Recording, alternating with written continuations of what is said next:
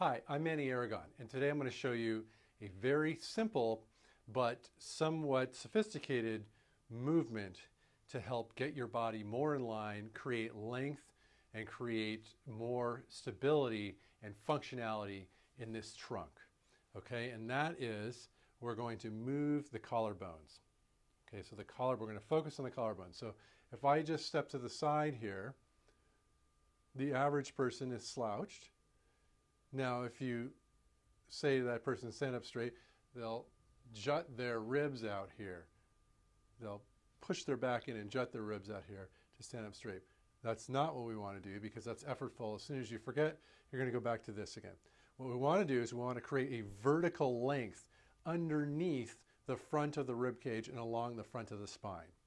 Okay, that's a very, very different action. It's much more sophisticated and it takes a little bit of training to be able to get that. But once you have that, you've created lift, the possibility for leverage and lift in your body that you didn't have. So it's a new movement, okay?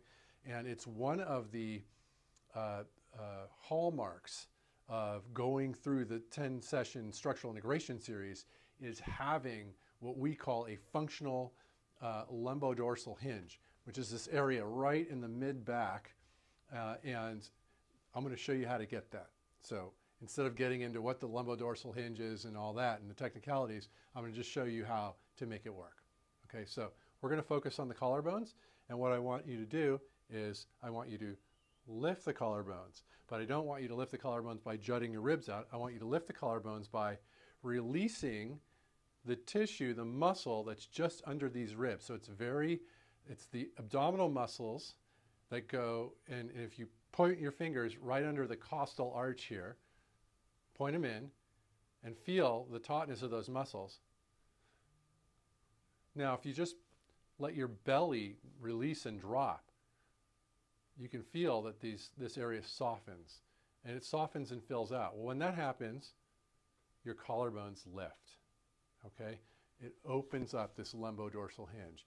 You open up the contraction on the front of the spine and underneath these ribs, and also on the surface here of these abdominal muscles that are constantly pulling us into this kyphotic posture.